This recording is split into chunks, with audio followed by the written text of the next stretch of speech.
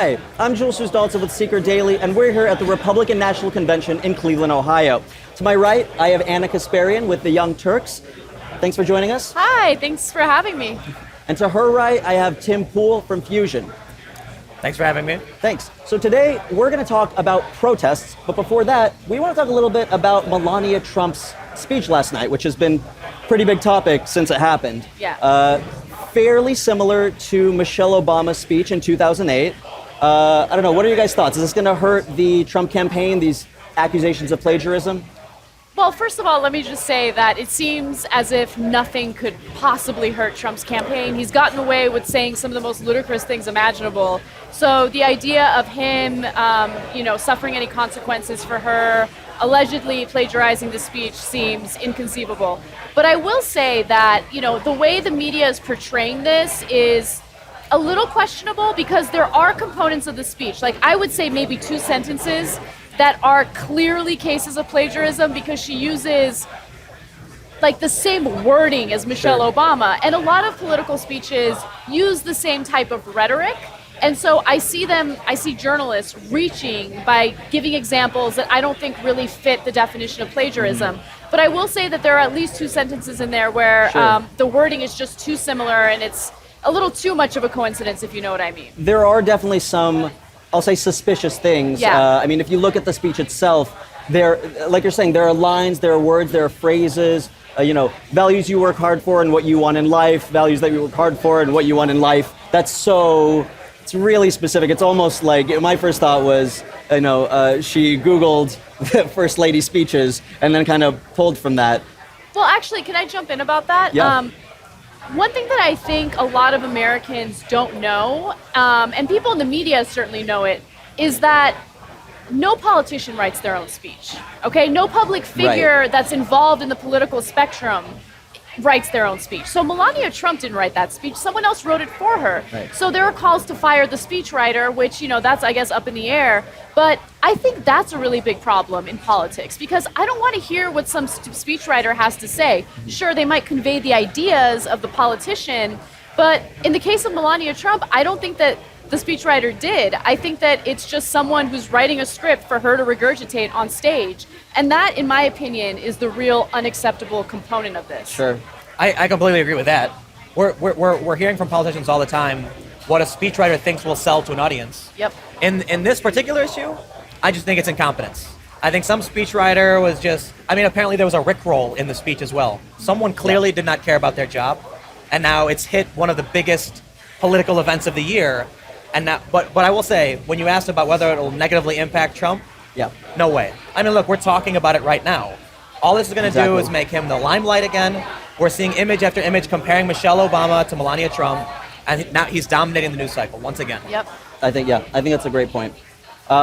So we're really here to talk about protests, which have been such a central part to Donald Trump's campaign since the start of it. And the most notable protest so far has actually been inside the convention center, which is incredible.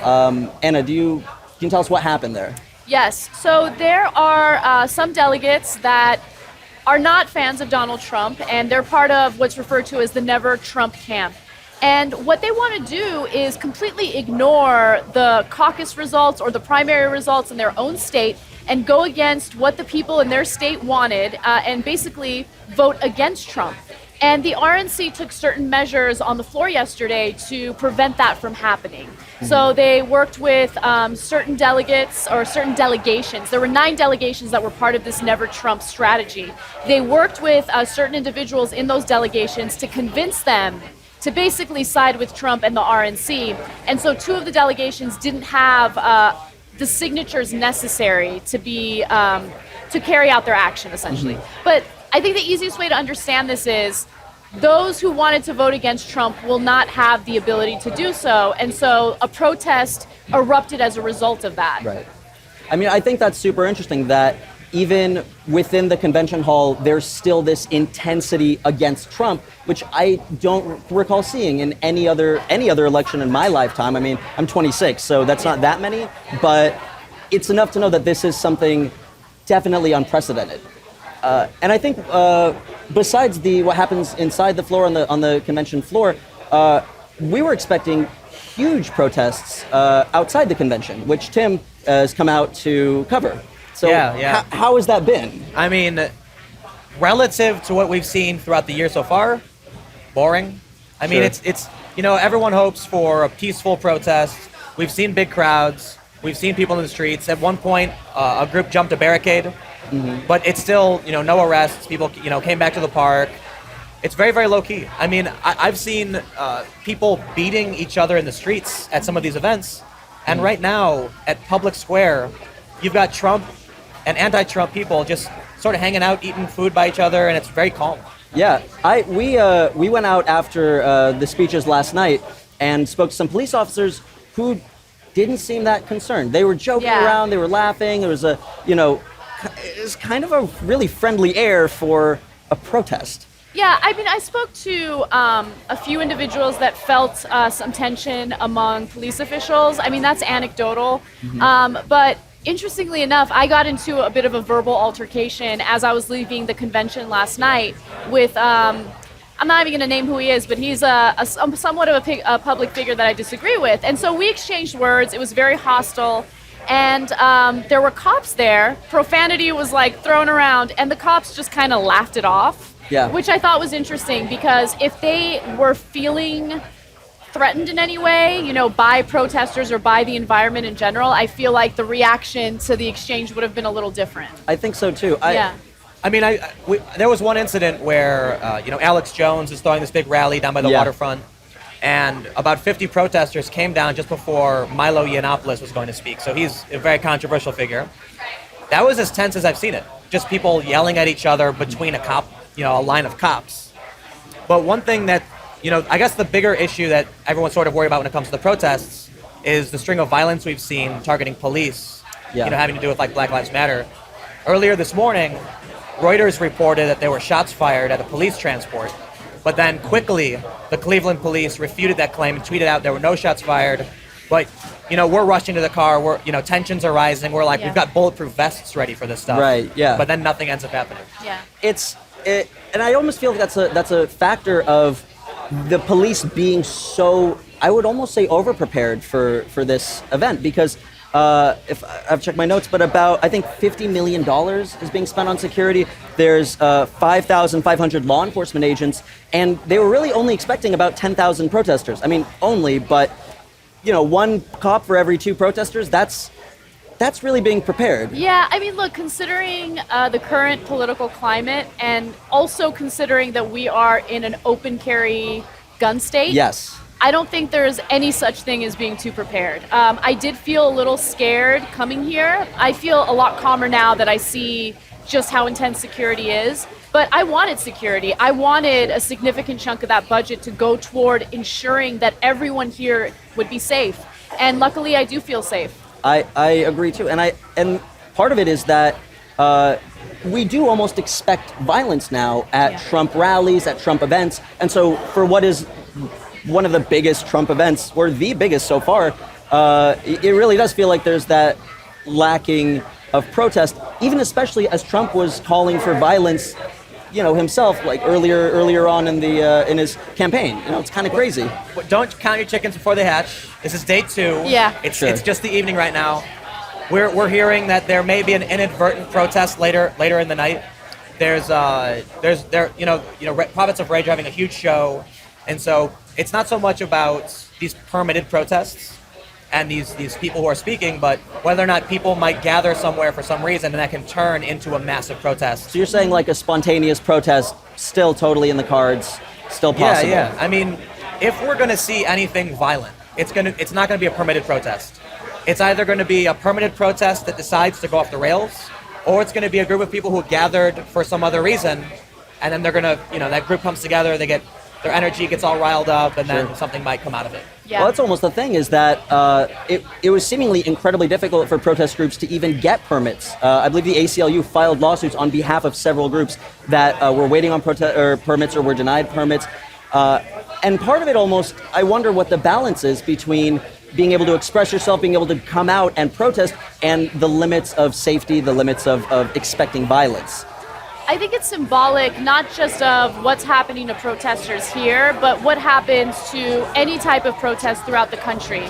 I mean, that is a way of controlling the population and making sure that any type of political discourse that those in power dislike is controlled to a level where it's essentially irrelevant. And so I think that's a huge problem when it comes to our First Amendment, and I love that the ACLU is doing the work that it's doing to protect our constitutional right to gather and protest political power and authority. Sure. I gotta say, the protests are happening. They're mostly happening without incident. There were reports of a few arrests. They found knives and things like that, but for the most part, at other events, I've seen much harder crackdowns much more quickly, even at permitted events. So to see, I think they're well prepared. And, everyone's hoping for peace, but you just never know if that spark could happen, if, some protesters show up at the last minute. I mean, we saw there was a lot of violence in 2008. Right. And so everyone's wondering, 2012 was calm, will 2016 be calm as well? It's also interesting because Cleveland kind of has an uncomfortable history with police violence itself. And I'm wondering, I mean, Tim, you being out there, what is the actual palpable sense? Is it fear, or is it just almost defeat that there isn't going to be some kind of like overwhelming display of protest? A lot of people I've talked to are excited. Mm-hmm. But when you compare this to, Occupy Wall Street or the Trayvon Martin protest and other Black Lives Matter rallies, people are angry and they make demands and they go out in the street in defiance of the police. They move barricades, they jump barricades, police form a line, chaos happens, you see bottles being thrown. In Anaheim, at the Trump rally, people were throwing bottles, and the cops came and swooped everybody out. Mm-hmm. But the anger, I haven't felt the anger outside. I was thinking about this earlier. I have seen Trump supporters and anti-Trump people literally get into fist fights, people being left bloody. But when you go into public square today, there's Trump hats and anti-Trump protesters just standing next to each other eating tacos like, hey, we're not really that mad right now. I love that, by the way. I mean, I want to get back to a point where, I don't know if you guys know of this show called Unger and Steel, or Steel and Unger. I'm mixing up the names. Anyway, but it's on POTUS, which is a satellite radio show. Anyway, Unger is Democratic. Michael Steele, as you guys all know, is Republican. And the way they speak to one another, the discourse is exactly what we need in politics today. What you just mentioned right now is exactly what we need in politics today. We disagree on policy, and we disagree on certain things, but we're still people who want the best for the country. And so we have to hear one another out. Everything is so polarized. Absolutely. And I think that's what leads to the kind of violence that you've seen at the Trump rallies. And it also doesn't help that Trump himself promotes violence in certain ways. Yeah, and I absolutely agree. And it's kind of incredible really seeing it from both sides, where I'll be honest, you talk to some people who are anti-Trump and they sound exactly the same as people who are pro-Trump on, both sides of the spectrum. Yeah. It almost, the message gets lost, there's no real talk of policy. It's becomes a lot of name calling, it becomes a lot of chanting. And I agree, that is, I think, what ends up fueling a lot of this anger at protests. So if really what's happening is that anger has settled into a more reasonable level of discourse, or maybe a softer sort of level of attack, I can't say that that's a bad thing. I totally agree with you. If people are safer, that's great. Yeah. There's that old saying that people won't remember what you say, they'll remember how you made them feel. And I think that's what Trump taps into. You don't hear a lot of policy talk all the time. He says things to make you feel a certain way. And in turn, we end up with people who are very polarized on both sides because it's riling up their emotions. Mm-hmm. Yep. It's anytime I've seen any kind of violence take place, you need both sides to be split up and then engage each other. So, right now we have all the Trump and anti-Trump people just sort of lingering about, and everyone's fine. And you'll see them talking and they're calm. But if you separate the groups and one person says, a chant or a talking point, everyone gets that feeling again of either being inspired or enraged. And they focus that on whatever symbol they can. And if it's someone wearing a Trump hat, someone holding a sign, that's when you start seeing those clashes happen. Sure. And so, besides the actual protest on the floor, besides the protest outside, there's also been sort of a corporate protest of Trump, where a number of companies, which are Wells Fargo, UPS, Motorola, JP Morgan Chase, Ford, Walgreens, and Apple, had sponsored the previous year's conventions and have not done so this year. And Apple specifically said it's because of the things Trump has said. And I'll be honest, looking around, I mean, those are huge sponsors, but looking around, it doesn't feel like the RNC is lacking in funds to get what they want done. And so I almost wonder, does that form of protest work? And does protest work? I mean, what does it actually accomplish? So I think what it accomplishes more than anything is making sure that the reputation of these companies remains intact, because someone like Donald Trump is so divisive that you want to make sure you keep your name clean. So I think that it helps the corporations in that regard. But it's also a very courageous thing for these corporations to do, because right now we're living in the age of legalized bribery, where if corporations want certain policies to meet their needs, like deregulation, for instance, Sure. They'll go ahead and fund politicians, they'll sponsor conventions, they'll do what they can to make sure that they're in good terms with these politicians. I think that these corporations are taking a little bit of a risk in that if he gets elected, he might hold a grudge against them. I mean, Trump is the type of guy who definitely would hold a grudge. He definitely would hold a grudge, yeah. But with that said, there are plenty of other corporations that are willing to play ball, even with someone as questionable as Trump. But I do want to note that the RNC specifically asked Sheldon Adelson, who is a very wealthy man who supports Republican, or conservative, I should say, politicians. They asked him for $6 million to help fund the convention. And that was a big story last week.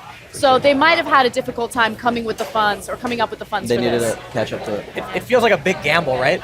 If Trump wins and they're wrong, they're on the wrong side of that. You know, but if they're right, and it seems like that's where they're placing all their chips, that's like you said, they don't want to damage their reputation. In my opinion, though, I look at it more from why is a business doing this? I'd imagine no one really cares. They're just like, what's the best for our bottom line? Okay, pull out, we'll make it a big PR thing about how we don't like what he's saying. Right? Exactly. Yeah. There's definitely a publicity angle to this. There's definitely, it's, like you said, it's making a statement about where you stand, which at this juncture is a fairly, I mean, we know exactly, he's accepting on Thursday, we're basically done. Like, this is that moment where you say you're with him or you're with her. That's kind of what it's coming down to. And I guess I wonder, so if it has affected their bottom line, that's one thing, but with all of these protests ongoing, with this massive anti-Trump push, he still got the nomination. It still happened. It's still happening.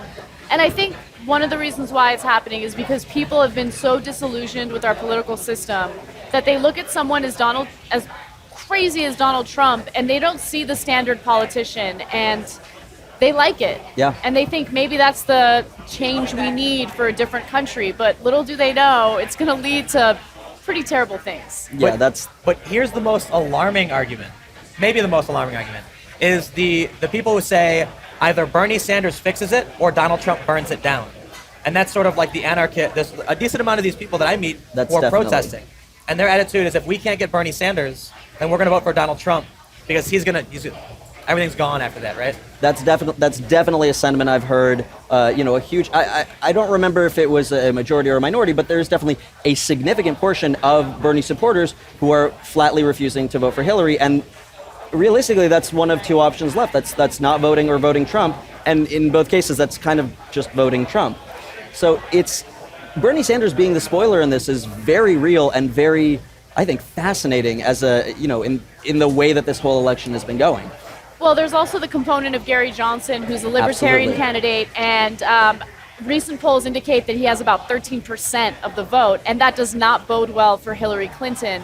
So I'm guessing that there's some chunk of Bernie Sanders supporters that are now, going to his camp to support him, which, is very counterproductive when you consider libertarian fiscal policy. It goes against everything Bernie Sanders believes. So just keep that in mind. Oh, sorry, go ahead. But if Gary Johnson hits 15% and he gets in the debate stage, he can split the right, in which case Hillary Clinton's going to take the majority. Yeah, that's true. I mean, I think that's what it might come down to, is if he hits the debates, he'll work against Trump. If he doesn't, he'll work against Hillary. And it's honestly been kind of amazing, almost seeing how much Hillary is being slowed down and how little Donald Trump is being slowed down. I mean, outspokenness of the Republican Party and the number of voters that have just come out to vote for Trump has been such a big middle finger to the establishment, which didn't really happen on the side of the Democrats. That was kind of an interesting split where Trump got his, but Bernie didn't. And looking at the political climate now, it says a ton about where I think our country stands on its future. I think Trump just knows how to play the game.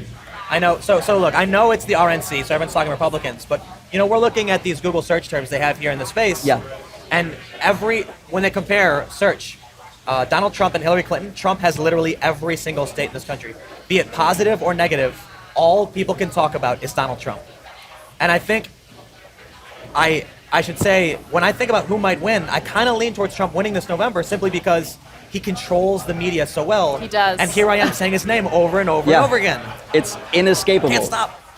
I think and I've been reading some, I don't want to necessarily say conspiracy theories, but theories that everything that he's doing is extremely calculated, down to Malia's speech. That they intentionally pulled the same lines just so people would talk about it.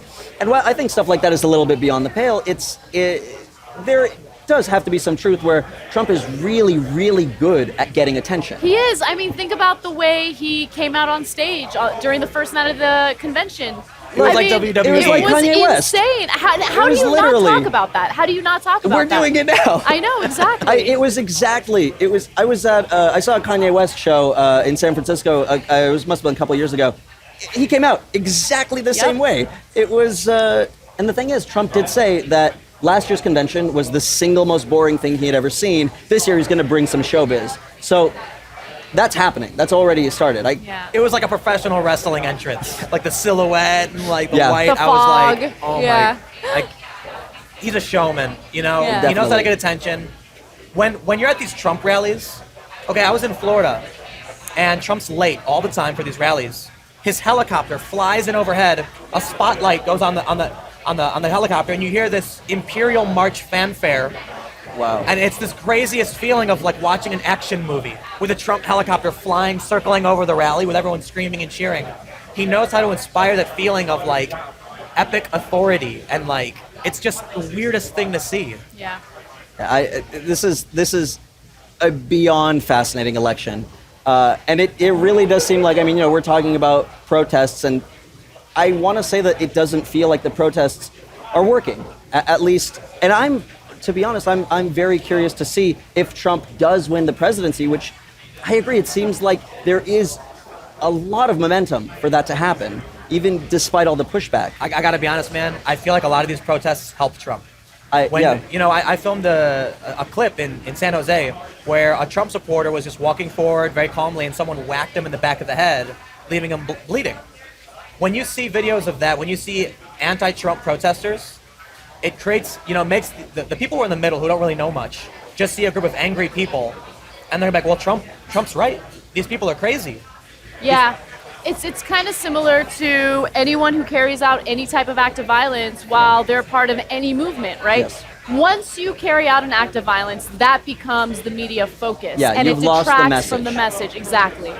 I totally agree. And there is very seriously, and I think this is kind of a new thing, of the left being seen as the aggressors, which is, I think, truly rare. There's all these new terms, the regressive left, there's talks of censorship, there's all this stuff that's thrown at the left that, has kind of been an undercurrent on the right, but it now feels like it's hitting a mainstream, and it's definitely hitting the mainstream among Republicans. Yeah. That's a huge talking point now. I just want to comment on the whole regressive left thing for just a second. The regressive left thing cracks me up because oftentimes the people who use regressive left are literally the most racist, bigoted individuals imaginable that despise black people, that despise any type of equality, right?